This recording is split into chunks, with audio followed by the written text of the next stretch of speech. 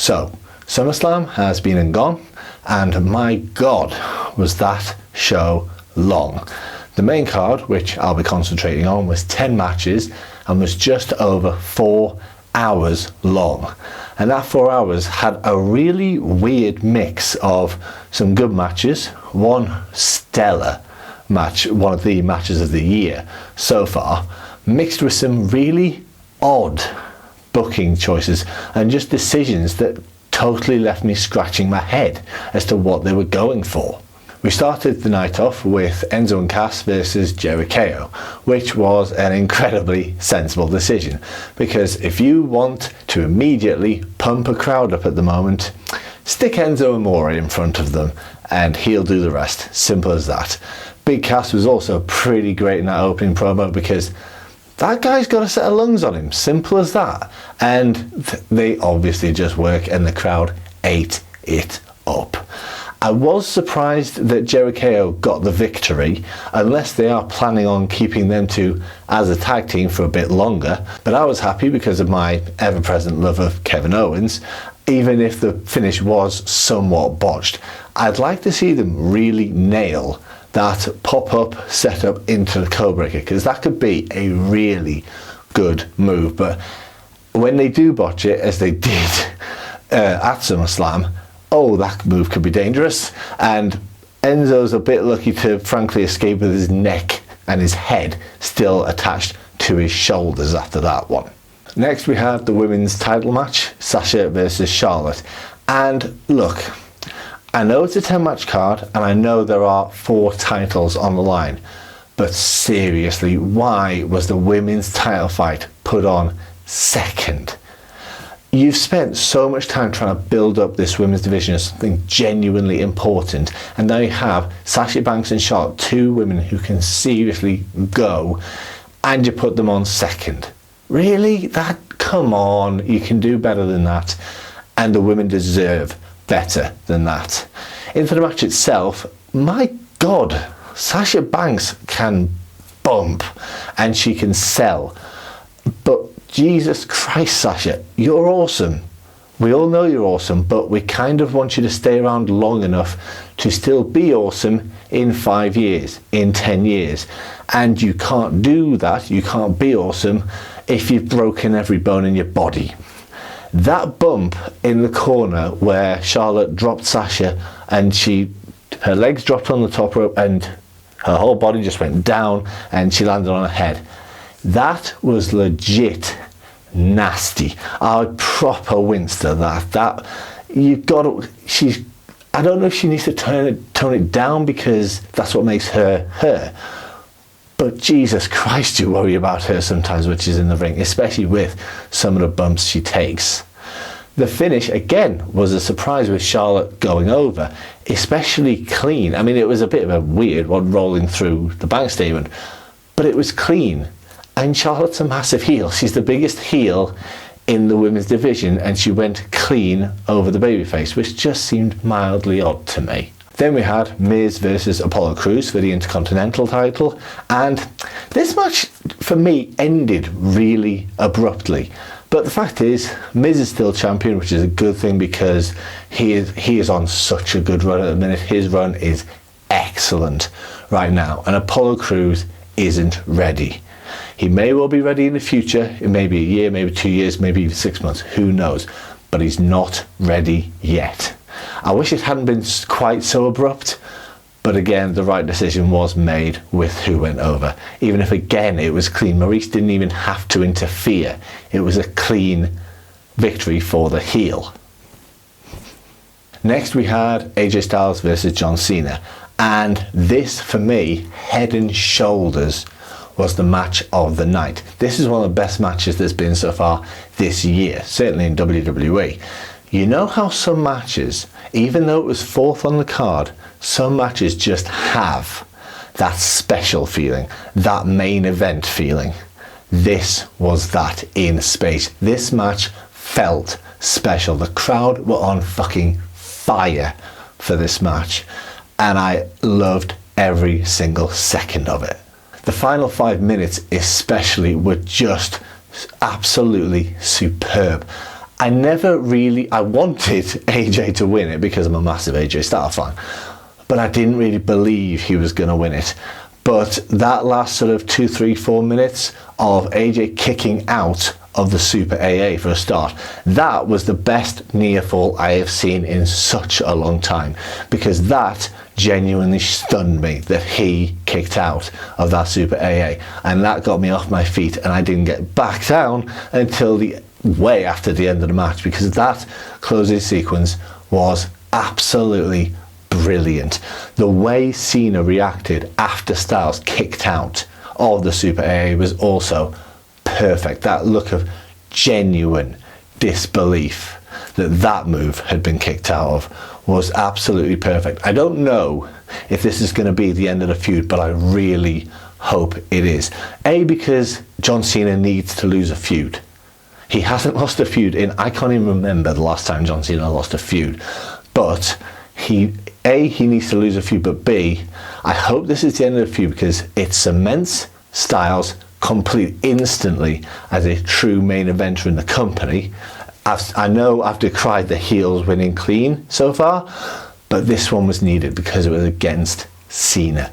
This one was needed. It instantly catapults AJ Styles into being a legit main eventer who can challenge for that world title. But the other thing is, the other reason it needs to be the end of the feud is, even after the match, Cena's reaction was perfect. Taking off the never give up band, neck band, whatever thing is that he's got, taking that off and leaving it in the ring, and just his body language and his expression were absolutely perfect. If this is the end of the feud, and I pray that it is, they have ended it genuinely perfectly, and I don't get to say that very often about WWE booking, but this was perfect. Up next was the tag title match, The New Day with Jon Stewart versus The Club. And again, this match was just quite oddly booked. For a start, Jon Stewart, looking really quite like a homeless person right now. His beard doesn't work, I just don't think it does. But he is great on his own show. I was a massive fan of The Daily Show with Jon Stewart, I always was. He really doesn't work in the ring at all. He doesn't look like he's taking anything seriously, and that's a real problem, especially when you're against The Club. Him in the ring doesn't work at all for me. And also, the heels won this match by a DQ. When the hell was the last time you heard or you saw of the heels winning a match by DQ? That's just genuinely bizarre. And Biggie, please don't drink the testicle juice. Please, just don't drink the testicle jam jar juice. That's massively unpleasant. Then, 6th on the card, we had the WWE Championship match. We had the WWE Championship match before the fucking US title match. Just fucking really? Just because the WWE Championship isn't on Raw anymore doesn't mean you can suddenly treat it as if it doesn't mean anything, because it fucking does. That's just truly weird. I don't get that at all. I do not get that match placement at all. The other thing I don't get is the chemistry. I mean, it was a decent enough match. The crowd was still kind of dead after AJ and Cena. The crowd had completely blown their load for that match, and I don't blame them in the slightest. But Ambrose has been a face. Maybe you could maybe argue a tiny bit tweener, but mainly a face for the last how long? He hasn't been a heel since the Shield were heels, essentially. But in this match, he was being a heel. There's no other way of putting it. He was mocking Dolph Ziggler constantly and being massively heelish the whole match. It was just an odd thing to see. Couple that with another, what felt like really abrupt finish, and suddenly bang, the match was over. And it was just, I don't know, it was really lacking something, not just from the crowd, but it was just really lacking something, that match. The 6-women tag match was up next, and I did love the non-entrance for Eva Marie. I thought that was done really well, and it did raise a good laugh as far as I was concerned. We had the return of Nikki Bella after being out with neck surgery. That was great. She gets a massive pop, as she was always going to do, coming back from neck surgery, and then they put her on the heel team and she acts like a heel. WWE, logic, whatever. She gets the win for her team, which as soon as she returned was always going to happen, and it is nice to see her back. She's never going to be the best wrestler on the planet, but it was nice to see her back. So then the WWE Universal title match. Finn Balor, the Demon King, against Seth Rollins. Oh, this match was annoying because the belt looks utterly shit. It's fantastic, and because the belt looks utterly shit, the crowd completely shat on both the belt and the match. And that's a real shame because this is Seth Rollins versus Finn Balor. Those two are virtually incapable of having a bad match, and it was proved in this match because the match was great. The match was, I think, second best match of the night. It was never going to be AJ versus Cena because that match was fucking stupendous. But this was a great match, and by the end I was so pumped. A double drop kick into the corner followed by the coup de grace.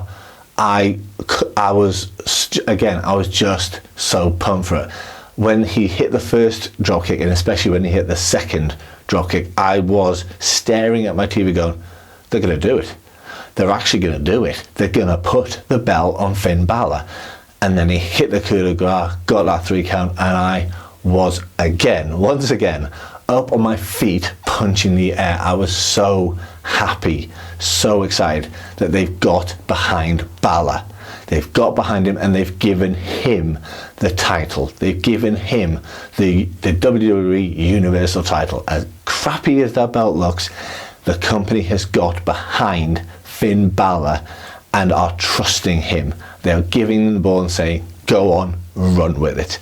And that is fucking brilliant because Finn Balor is brilliant. And after that great match, we had Reigns vs Rusev, which wasn't at all because it wasn't a fucking match. The match gets called off as I'm not even sure what it was called off. I think it was called off because Rusev couldn't continue because Reigns essentially broke him.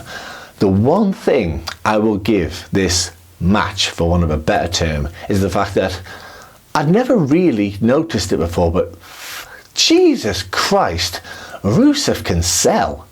I mean, see, I legitimately thought he had done serious damage to his ribs. Straight up, I genuinely thought he had done. He sold so well for that 5-minute period or so. It was absolutely brilliant. The Bulgarian Brute wasn't there anymore. A guy who was genuinely in agony was there.